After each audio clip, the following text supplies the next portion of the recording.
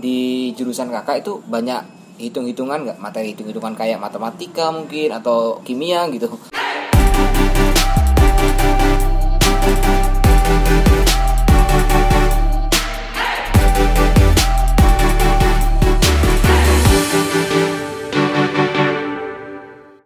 Halo teman-teman, pada video kali ini saya akan kembali lagi mengulas jurusan. Nah, kita akan ulas seputar jurusan keislaman nih tentunya teman-teman. Dan saya sudah bersama dengan mahasiswa yang memang cukup familiar di kampusnya, khususnya di kampus Universitas Sunan Kalijaga atau UIN Suka yang ada di Yogyakarta gitu. Tapi sebelum itu teman-teman, sudahkah berbuat baik hari ini? Salah satunya dengan memberikan dukungan untuk channel ini agar lebih berkembang teman-teman. Oke, langsung saja kita akan tanya-tanya seputar jurusan kakak yang bersangkutan. Baik kak, mungkin pertama memperkenalkan dulu nama, terus dari jurusan apa gitu, singkatnya, terus angkatan tahun berapa gitu. Oke, baik, saya Alis Mukhlis, biasa dipanggil Mukhlis, dari jurusan Ilmu Al-Quran dan Tafsir. Kalau sebelumnya dulu tafsir hadis, kemudian pada era-era berikutnya dipecah menjadi ilmu Al-Quran dan ilmu hadis. Dan itu lebih spesifik kepada ilmu Al-Quran kayak gitu. Itu tahun berapa kakak masuk waktu pendaftaran S1? Saya masuk di UIN Sunan Kalijaga tahun 2013 lewat jalur mandiri. Lewat jalur mandiri gitu. Yang tes, yang kampus yang menyelenggarakan. Yang kampus yang menyelenggarakan. Sebenarnya ada berapa jalur sih kak masuk ke UIN itu?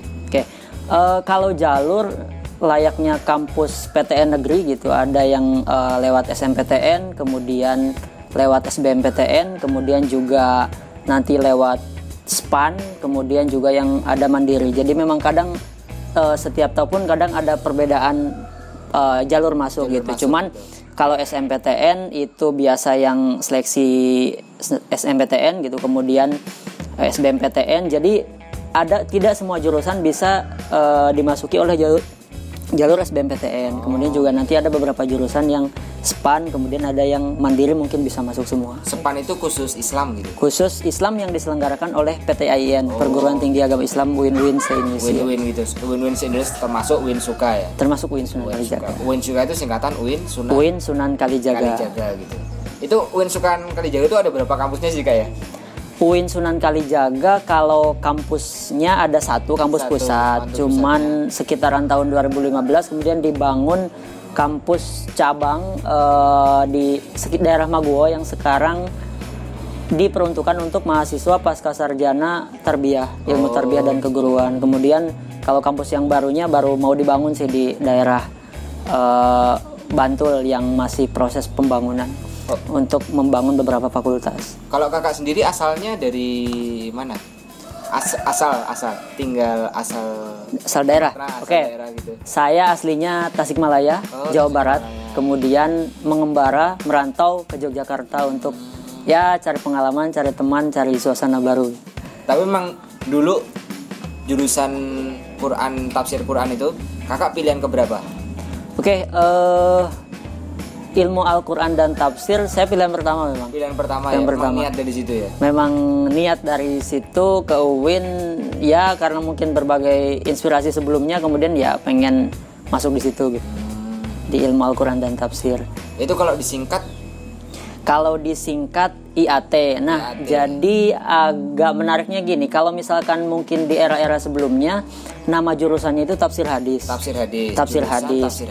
Jadi nanti di pelajarannya itu 50% tentang keduniaan Al-Quran gitu, kemudian 50%-nya tentang hadis.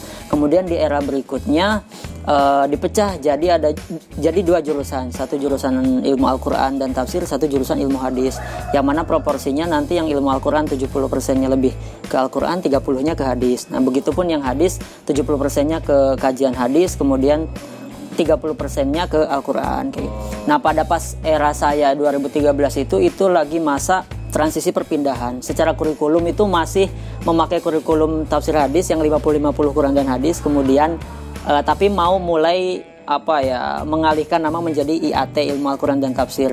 Kalau dari segi akreditasi jurusan itu sudah cukup bagus sih, sudah AUN QE yang internasional. Oh gitu. Yang jurusan. Berarti kalau akreditasi yang nasionalnya udah A positif ya? Udah A positif dan internasional. Internasional gitu ya.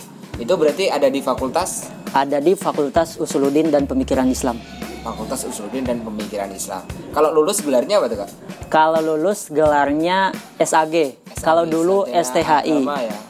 Dulu sebelumnya STHI Sarjana Teologi Islam. Kalau yang sekarang jadinya SAG Sarjana Agama. Nah itu di jurusan tuh kebanyakan memang anak pesantren ya? Kalau bukan anak pesantren kira-kira susah nggak gitu? Kebanyakan memang anak pesantren. Karena memang kajian yang cukup nanti di materi kuliahnya seputar kajian-kajian kitab tentang Al-Quran, tafsir, kemudian dengan kajian-kajian kitab hadis. Cuman memang target dan capaian jurusan kan memang tidak tidak mengharuskan harus santri, karena memang nanti pun bisa menjadi peneliti, tidak semuanya jadi ustadz, jadi kiai, jadi ini. Gitu. Jadi jurusan umum pun bisa saja masuk di situ asal mau berproses dan belajar sungguh-sungguh. Gitu. Kalau SMA-nya dulu dari IPA, IPS apa agama? Saya dari IPA. Tapi dari pesantren.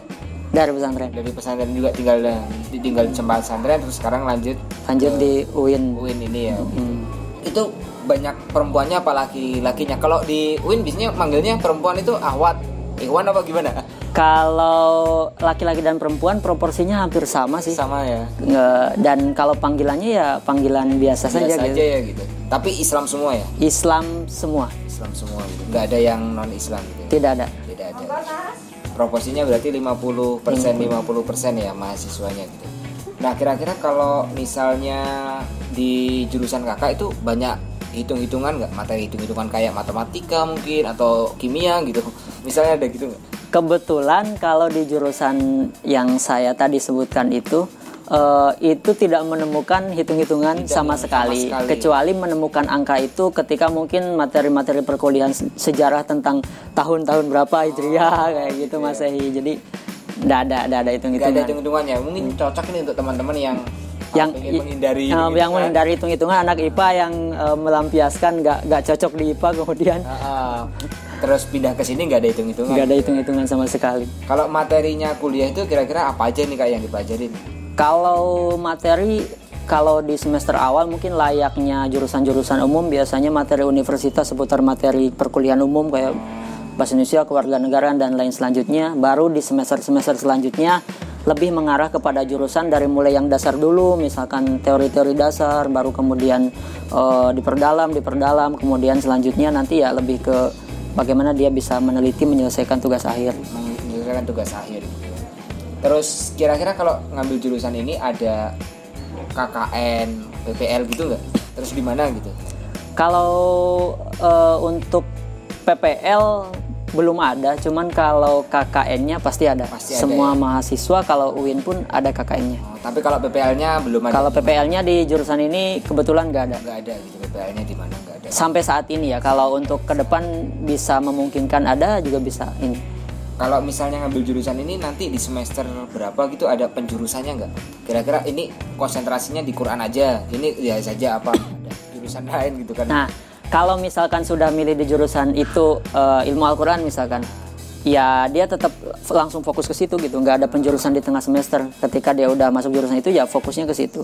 Cuma nanti proporsinya itu yang lebih ke spesifik ke kajian Qurannya. Kalau yang ilmu hadis nanti lebih spesifik ke kajian ilmu hadisnya kayak gitu. Kalau penjurusannya berarti lebih ke situ aja gitu ya. Lebih ke situ aja.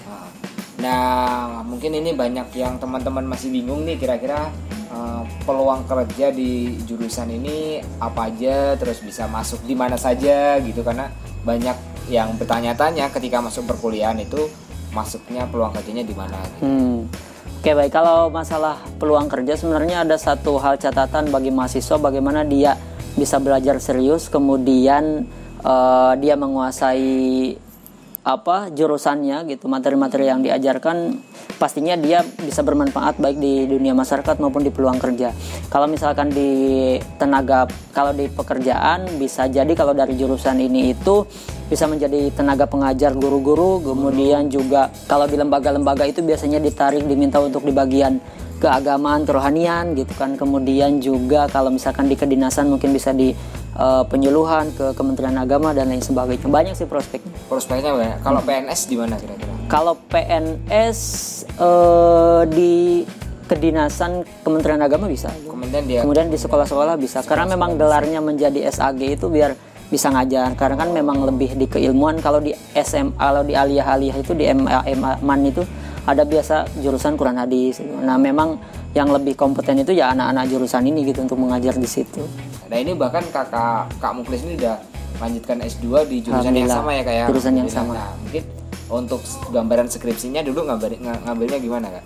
Kalau gambaran skripsi kan kemarin saya ngambilnya lebih ke kajian Quran. Meskipun materi yang saya pelajari itu proporsinya 50 Quran 50 hadis, cuman yang saya ambil lebih kepada kajian Qurannya.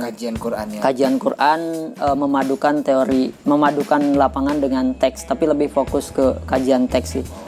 Tapi memang kalau misalkan di jurusan ini biasanya yang dikaji bagaimana perspektif penafsiran gitu, terhadap sebuah fenomena.